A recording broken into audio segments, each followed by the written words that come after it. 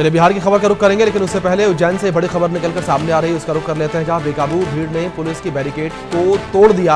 जबरन घोड़ा निकालने के लिए बैरिकेड को तोड़ा गया है, ये बड़ी खबर निकलकर सामने आ रही है। मुहर्रम जुलूस में लाठीचार्ज का वीडियो सामने आया, पुलिस की लाठीचार्ज का वीडियो सामने आया है।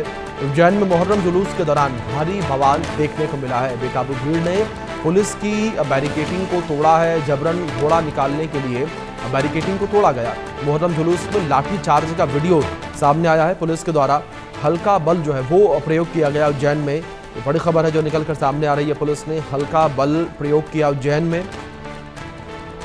जबरन घोड़ा निकालने के लिए बैरिकेडिंग को तोड़ा गया, ये बड़ी खबर निकलकर सामने आ रही है। मुहर्रम जुलूस के दौरान ये पूरा बवाल जो है वो देखने को मिला और इस बवाल को शांत कराने का प्रयास पुलिस के द्वारा किया गया, लेकिन पुलिस को यहाँ पर हल्के बल का प्रयोग करना पड़ा। पुलिस ने हल्के बल का प्रयोग करते हुए लाठीचार्ज किया, ये बड़ी खबर है जो निकलकर सामने आ रही है। पुलिस के द्वारा लाठीचार्ज किया गया और लाठीचार्ज का वीडियो जो है वो निकलकर सामने आया है, ये बड़ी खबर है जो सामने आ रही है। जहाँ मुहर्रम के जुलूस के दौरान उपद्रव हो गया, पुलिस की बैरिकेडिंग को जबरन घोड़ा निकालने के लिए तोड़ा गया और इसके बाद पुलिस की टीम ने लाठीचार्ज किया। ये बड़ी खबर है जो निकलकर सामने आ रही है, पुलिस के द्वारा जो है लाठीचार्ज किया गया।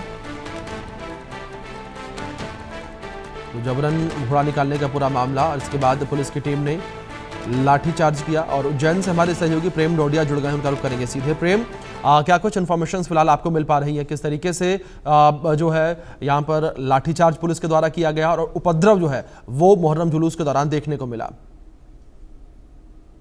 यह घटना है कल सुबह 3:30 बजे की, क्योंकि मुहर्रम का जुलूस निकल रहा था।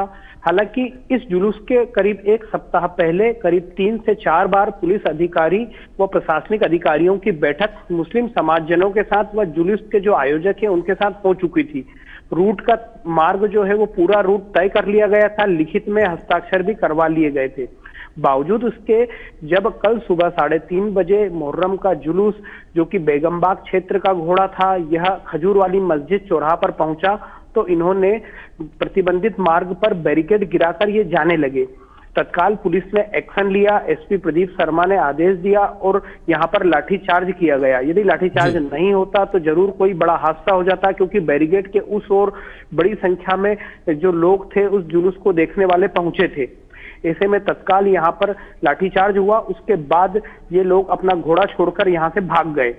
वहीं मामले में पुलिस ने एफआईआर दर्ज की है, 4 अलग अलग धाराओं में प्रकरण दर्ज किया गया है, जिसमें करीब 16 लोगों के ऊपर प्रकरण दर्ज हुआ है।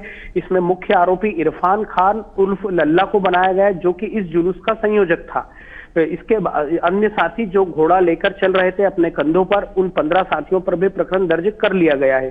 सीसीटीवी के फुटेज से यहाँ पर तलाश की जा रही है, उन्हें चिन्हित किया जा रहा, पहचान की जा रही है। जी प्रेम, दूसरी ओर जिस तरीके से लगातार इन तस्वीरों को हम देख पा रहे हैं, जहां जो मुहर्रम जुलूस के दौरान लोग इस जुलूस में शामिल थे उनके हाथों में भी लाठी डंडे नजर आ रहे हैं। क्या यहां पर किसी तरीके से पुलिस के ऊपर हमला करने का भी प्रयास किया गया? क्या पुलिस के ऊपर हमला किया गया? निश्चित तौर पर यह एक साजिश थी, क्योंकि जब पहले बात हो जाती है, मार्ग तय हो जाता है, लिखित में हस्ताक्षर हो जाते हैं, उसके बाद रूट तय होता है, उसके बाद भी आप प्रतिबंधित मार्ग प्रेम, मैं आपसे जानकारियां लूंगा, लेकिन इस बीच हमारे साथ उज्जैन से एसपी प्रदीप शर्मा जी जुड़ गए हैं। प्रदीप जी, सबसे पहले तो बहुत स्वागत है आपका इंडिया न्यूज पर। सर, सबसे पहले जानकारी आपसे यहाँ पर मैं यही चाहूंगा कि आखिर मौके पर व्यवस्थाएं जो हैं वो जो तय की गई थी उससे इतर कैसे हो गई? आखिर क्यों विपरीत स्थितियां जो है वो मौके पर हो गई? ये लगातार इन लोगों के साथ बैठक ली गई थी और इन लोगों को समय से पाबंद किया गया था। जो निर्धारित रूट है उसी पर अपने घोड़े को लेकर जाएंगे। शुरू के जो 3 घोड़े हैं वो निर्धारित रूट पर ही चलेंगे। इरफान का जो घोड़ा है, इनके लोगों ने तय रूट से अलग जाने का प्रयास किया, जिसके लिए हम लोगों ने पूरी व्यवस्था लगा रखी थी।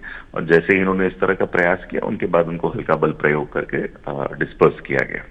जी प्रदीप जी, दूसरी ओर आप जानकारी आपसे यहाँ पर यह भी चाहेंगे, क्या आप लोगों को ऐसी कोई इन्फॉर्मेशन मिल पाई है कि जिस तरीके से अभी आपने अपडेट दी कि तय रूट था, पहले से मीटिंग हुई थी, लेकिन तय रूट से अलग जाने का प्रयास क्यों किया गया? ये इन लोगों ने इनके कुछ हम लोग इन्वेस्टिगेशन कर रहे हैं इसके संबंध में। कुछ लोगों के नाम हम लोग को सामने आए हैं जिनके हम लोग पूछताछ करेंगे और उसके बाद ही एग्जैक्टली क्लियर हो पाएगा। बट ये बिल्कुल सही बात है कि उन्होंने प्री प्लान्ड तरीके से जानबूझकर जो रूट तय नहीं था उस पर जाने का प्रयास किया। तो अभी इनको गिरफ्तार किया जाएगा और उनसे पूछताछ की जाएगी। जी प्रदीप जी, क्या पुलिस के जवान, आप लोगों की टीम के कोई जवान घायल हुए हैं इस पूरे घटना के दौरान? चोटें, जैसे मैंने आपको बताया कि हम लोग पहले से इसके लिए प्रिपेयर किए हुए थे। फोर्स को इसी सब चीजों के लिए ब्रीफ किया गया था, तो फोर्स ने तत्काल ही रिएक्ट किया। मामूली चोटें, लेकिन ऐसी किसी को मेजर चोट नहीं आई। चलिए ठीक है प्रदीप जी, बिल्कुल हम भी यही उम्मीद करेंगे कि बड़ी कार्रवाई जो है वो आरोपियों के ऊपर की जाए। फिलहाल बहुत शुक्रिया आपका जुड़ने के लिए और अपना कीमती वक्त देने के लिए। इस बीच अपने दर्शकों को हम वो वीडियो दिखाते हैं जिस दौरान ये पूरा उपद्रव देखने को मिला। तस्वीर आपके स्क्रीन पर देखिए आप। तो ये तस्वीरें उस दौरान की जब यहाँ पर झड़प देखने को मिली और जिस तरीके से उज्जैन के एसपी प्रदीप शर्मा जी हमारे साथ जुड़े थे, उन्होंने भी जानकारियां दी कि ये रूट तय किया गया था और जिस रूट पर जाने का प्रयास किया जा रहा है, तस्वीरों में देख सकते हैं ये बैरिकेडिंग किस तरीके से गिराई गई, तोड़ी गई। और ये वो रूट है जो रूट तय नहीं था, पहले ही मीटिंग की गई थी, पहले ही ये तय कर लिया गया था कि इस रूट से जो है मुहर्रम का जुलूस नहीं निकलेगा। लेकिन उसके बावजूद भी यहाँ से मुहर्रम का जुलूस निकालने का प्रयास किया गया और जबरन निकालने का प्रयास किया गया, जिसकी तस्वीरें भी आपके स्क्रीन पर है। इन तस्वीरों में देख सकते हैं आप किस तरीके से जबरन यहाँ से मुहर्रम का जुलूस जो है वो निकालने का प्रयास किया गया। बैरिकेडिंग जो है वो तोड़ी गई और जाहिर तौर पर, साफ तौर पर देखा जा सकता है कि बैरिकेडिंग पहले से ही लगी हुई है, पहले से ही इन रास्तों को ब्लॉक किया गया है। लेकिन उसके बावजूद इस रास्ते पर जाने का क्या औचित्य बनता है, ये अपने आप में गंभीर और बड़ा सवाल खड़ा करता है। चलिए प्रेम, फिलहाल आपका भी बहुत शुक्रिया तमाम इन अपडेट्स के लिए।